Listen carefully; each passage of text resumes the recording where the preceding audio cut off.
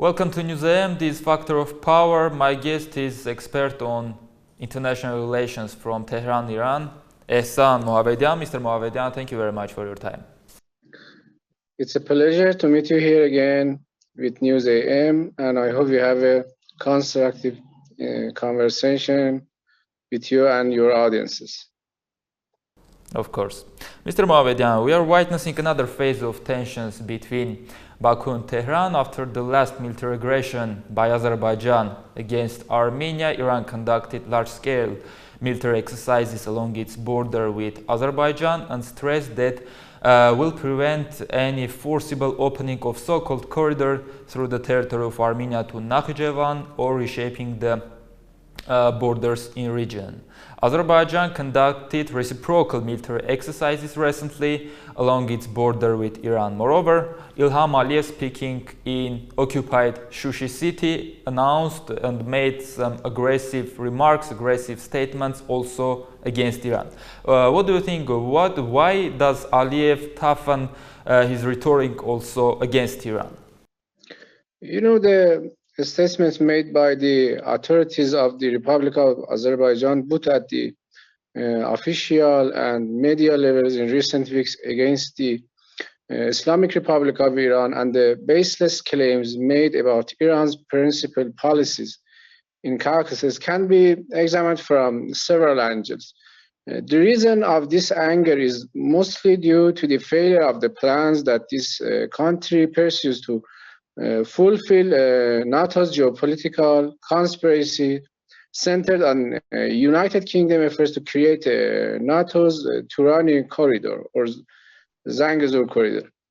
These plans are against the interests of the people of the Republic of Azerbaijan, but Aliyev blindly follows them.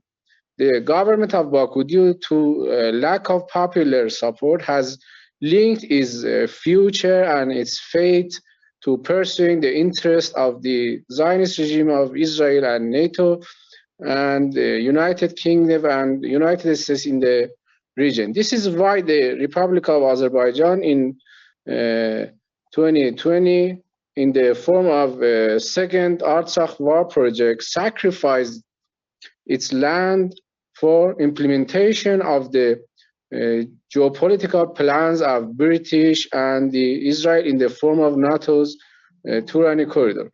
But due to its anti-Armenian, anti-Iranian, anti-Russian, and anti-Chinese nature of these NATO's corridor, especially in terms of transit equations, energy, expansion of NATO, and so on, and along with discussion of pan-Turanism and pan-Turkism and pan-Nazism in the region, it didn't take too long that it became clear that such a geopolitical conspiracy cannot be implemented in this region and against Iran and against Armenia. Therefore, Aliyev was forced to accept the 1991 Almaty statement regarding the Soviet area borders and territorial integrity of Armenia in the talks he had with the Prime Minister of Armenia and in talks he had with the mediation of Russian President Vladimir Putin in Sochi. So this issue means that the possibility of NATO's Turan Corridor or Zangezur Corridor project success from the perspective of Republic of Azerbaijan and Aliyev himself is close to zero. Naturally, in such a situation, the Republic of Azerbaijan needs to justify this defeat to public opinion by presenting a series of claims. For the public opinion of Republic of Azerbaijan, the question is that how Ilham Aliyev, who claimed the seizure of Artsakh, agreed in Sochi during his meeting with Pashinyan, the Prime Minister of Armenia, to postpone the negotiation about the fate of Artsakh for an indefinite period.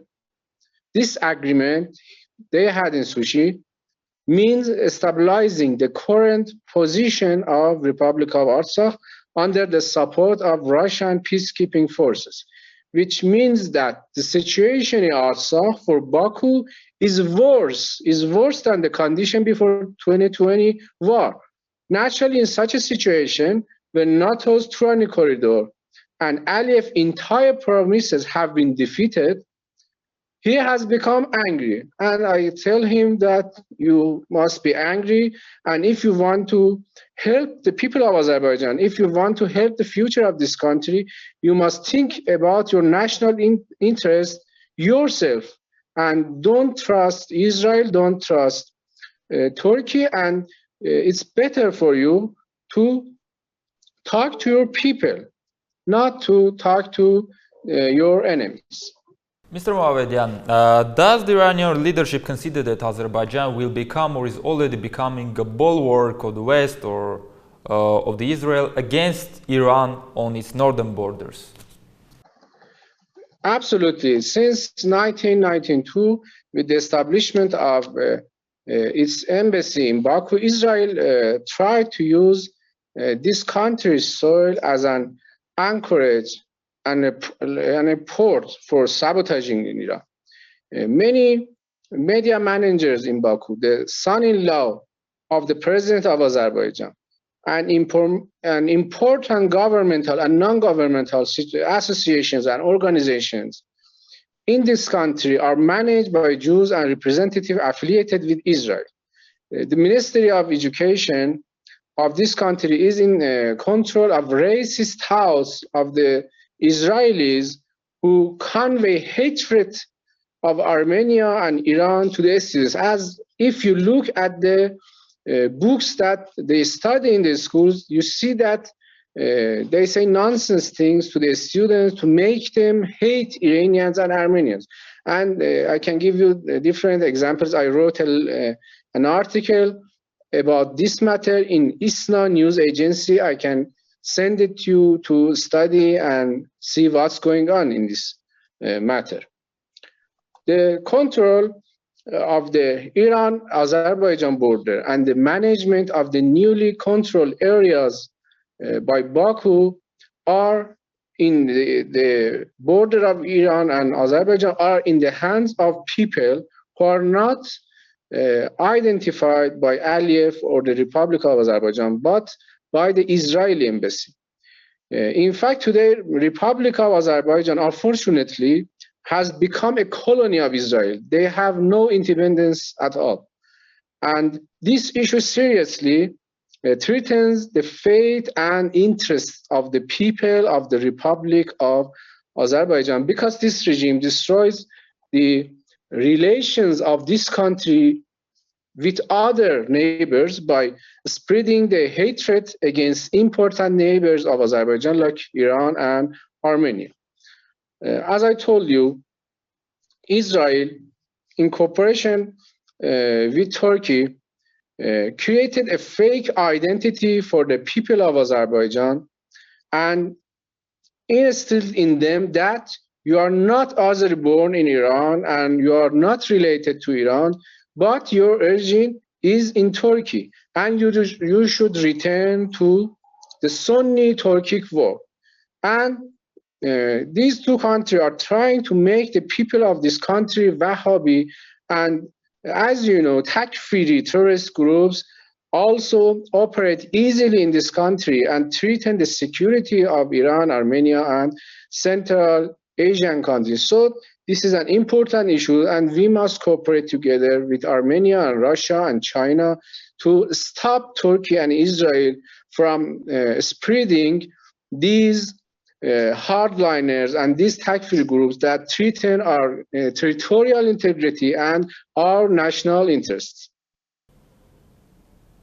Mr. Mohavedian, we see that some media resources, including pro-governmental media resources in Baku, are conducting anti-Iranian propaganda, are circulating the idea of so-called Southern Azerbaijan. Moreover, Mahmoud Ali Cherengali, the self-proclaimed leader of so-called South Azerbaijan National Awakening Movement, who wasn't allowed into Azerbaijan for last years, is currently appearing on various Azerbaijani TVs, media outlets, and speaks against Iran, speaks about the possibility of overthrowing the Iranian government and advocates for separatism in Iran, and etc. And there are also discourses regarding Tabriz. Some posters depicting Aliyev as their president were circulated among some social groups in Tabriz and other Iranian cities. So what is the aim of these activities by Aliyev's regime, which are vividly directed against Iran and Iranian government?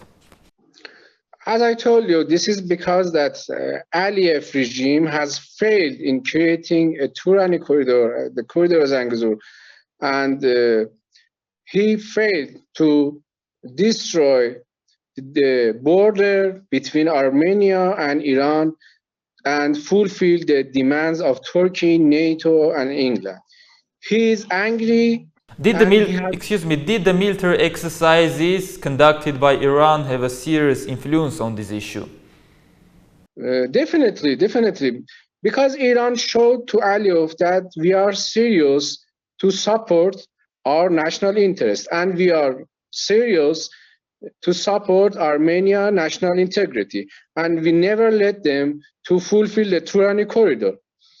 But the point is that even the people of Republic of Azerbaijan do not agree with these actions because they know that it will anger the people of Iran. As you show the Instagram posts of the Azerbaijani accounts that support the Aliyev,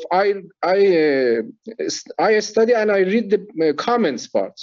If I show you the comments part of the post in Instagram that about the Aliyev pictures in Azerbaijan and their rhetorics about so-called Sultan Azerbaijan, you see the majority of the people in Azerbaijan do not support these ideas, do not support these nonsense things, because they know that Iranians are already faithful to their countries, they love this country, and they know that Aliyev is a dictator. Even Azeris in Iran hate the Aliyev because they know that the Aliyev regime is a dictatorship. He kills his opponents. He never let them to have freedom of expression, freedom of press, and they know they have more freer in Iran to take about their problems.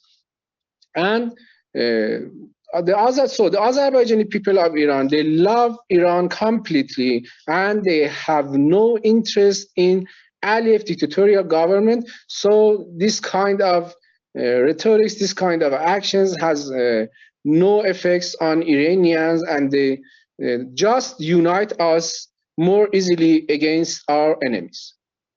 Mr. Mohavedian, there are various ethnic minorities living in Azerbaijan, including Talish, Tats, and others, with their rights and freedom suppressed by the Azerbaijani regime for many years. And we see that besides this, the population of Azerbaijan is almost 85% Shia, as in Iran, and Iranian cleric leaders have an enormous influence among some parts of Azerbaijani society. So there were some posts about the desire of the residents of Nakhichevan to voluntarily join to Iran and deploy the Iranian army in this region, circulated in various media resources, which made the Azerbaijan State Security Service quite nervous. So what is Tehran's current policy towards limiting Baku and its ambitions in the region, also directed against Iran?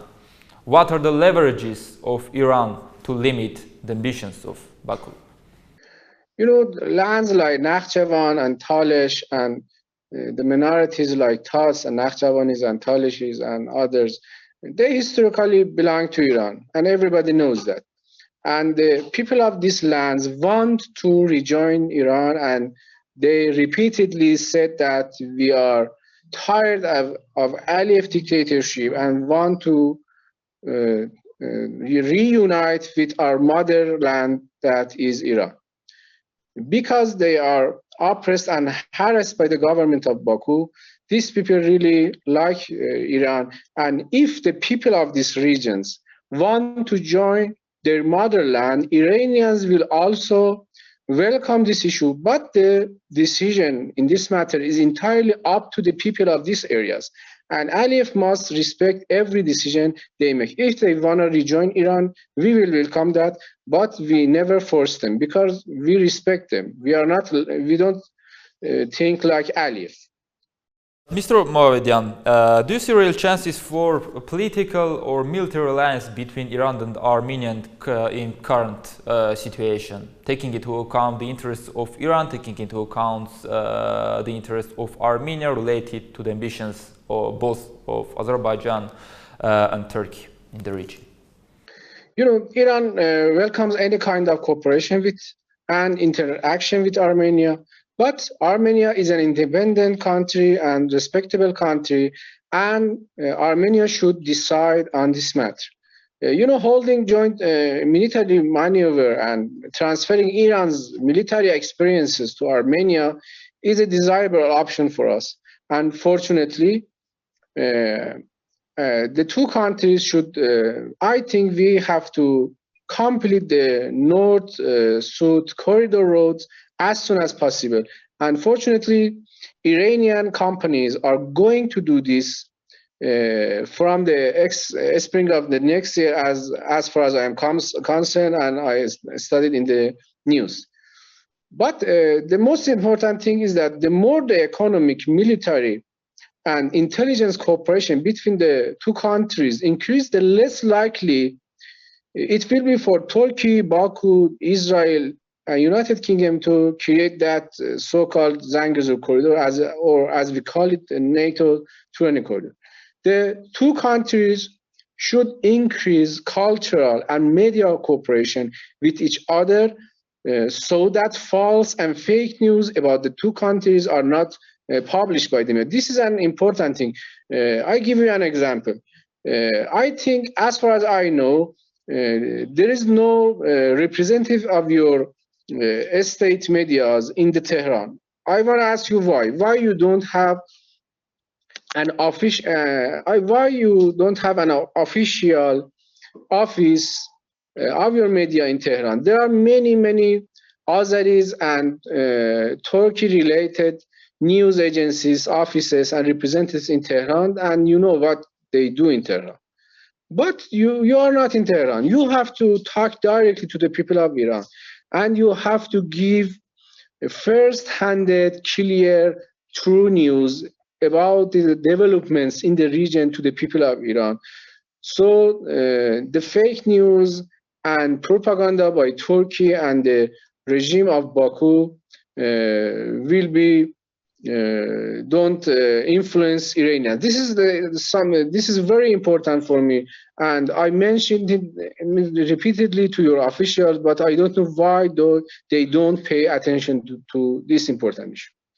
Mr. Mohavedian, I want to ask you a very important issue, especially in current conditions. On one hand, the increasing influence of Turkey and Azerbaijan contradicts the vital interest and security interests of Islamic Republic of Iran.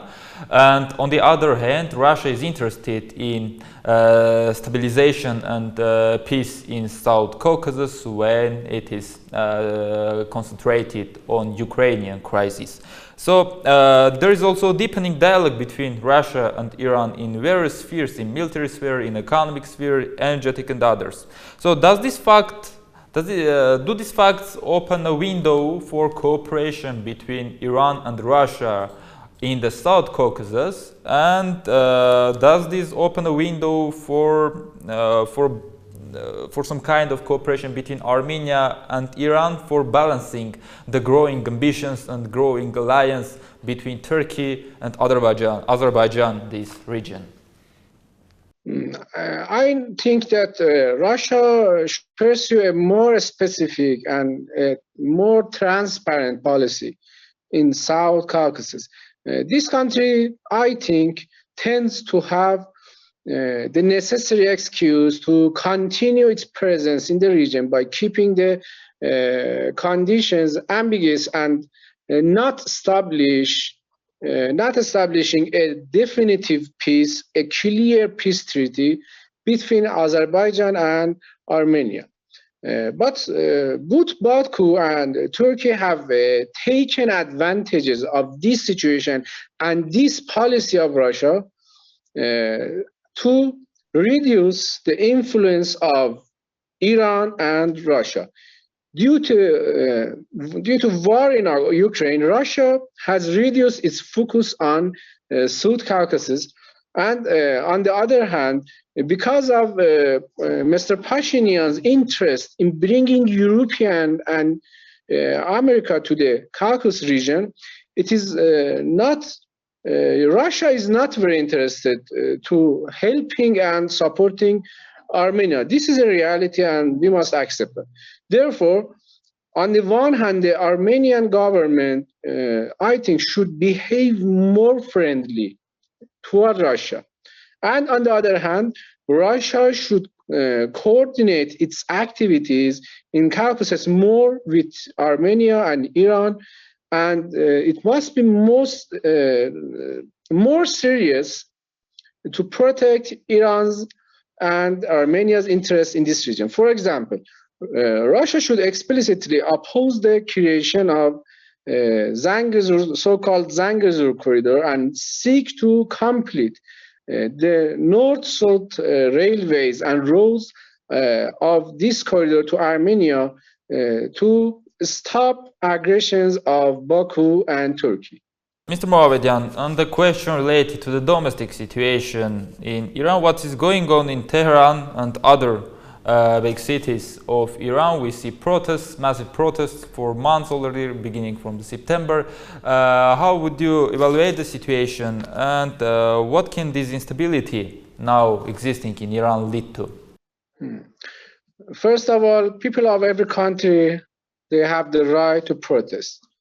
They are free to protest, and in Iran, people protest to increase the quality of life. We are not like the Republic of Azerbaijan, that even the supporter of the rights of animals just have 10 seconds to protest.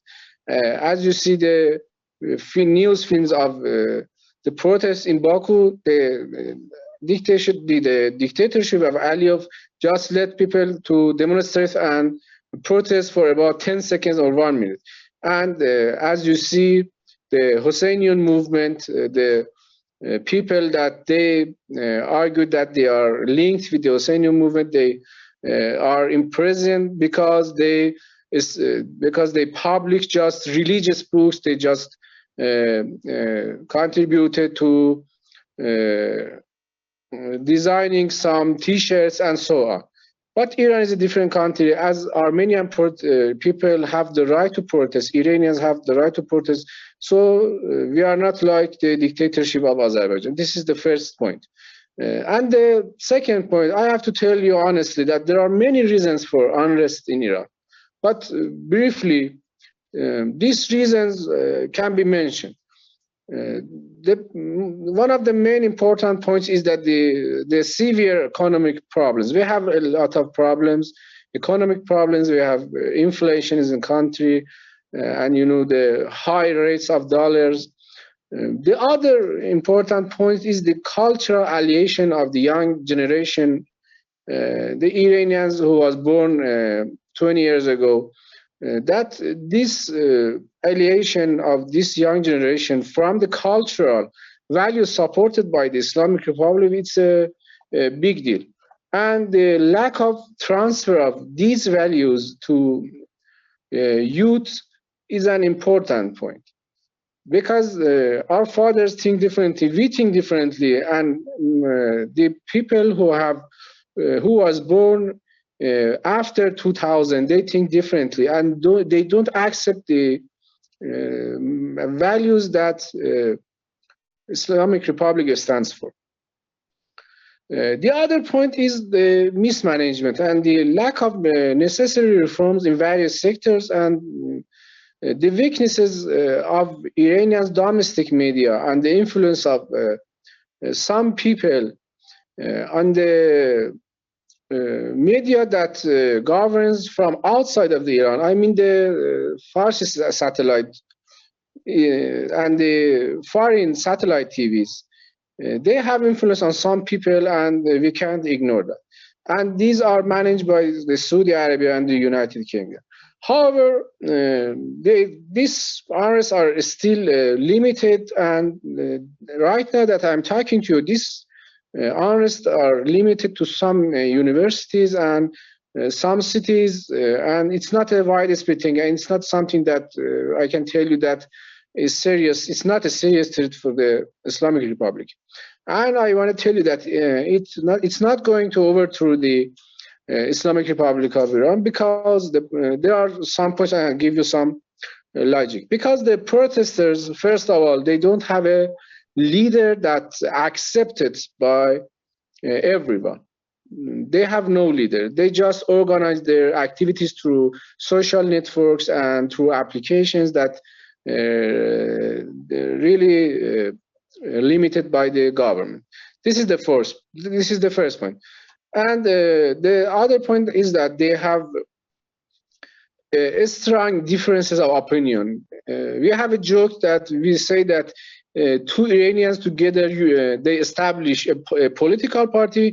When a third one join them, this party will collapse and they will establish another party. The point is that these people have different ideas, and they don't accept the ideas of each other. So there is not a united and widespread ideology that accepted even by the protesters. And the other point is that some of these people want to divide Iran. They are separatists, and these separatist ideas, especially from the foreign of the countries, from foreign countries, really scares Iranians and really worry Iranians, and they are not going to participate in a so-called movement that its real goal is to divide Iran and to disintegrate Iran. Iranians like their countries and never participate in such a thing. The other point is that some of these protesters behave so harshly, so violently, and so rudely. And the most important thing is that in the Islamic Republic still has many serious supporters that they show their support when every time that the government asks them. As you see in the demonstration last week, in the anniversary of the US Embassy seizure in Tehran. Traditionally, this demonstration is not a big deal, and people, they don't care about it. But if you see the news of Iran, in the anniversary of the US Embassy seizure, millions of Iranians participated in demonstration to support the Islamic Republic. So the Islamic Republic has many serious supporters that they believe into the faith and to the ideas of the late Imam Khomeini. In addition to these protests, they other point is that these protests never spread to economic section, to the industrial section, and did not cause widespread strikes. And Iran security forces also arrested the instigators of the protests who were affiliated with the United States, with Saudi Arabia, with Turkey, the Republic of Azerbaijan, and some European countries. And I hope that Iran's enemies understand that this country, which has a history of 7,000 years, will always remain and stop trying to sabotage our country. Mr. Mohavedian, thank you very much for this interesting conversation. That was a pleasure for me to talk to you again, and I really enjoy talking to you. And I hope that our audiences in Armenia also enjoy. And I hope that we can increase our mutual dialogue between Iranians and Armenians to increase our relations in different aspects, of course. It's very important. Thank you very much. I remind my guest was expert on international relations from Tehran, Iran, Turan Mohavedian. This was Factor of Power on NEWS.am. See you again.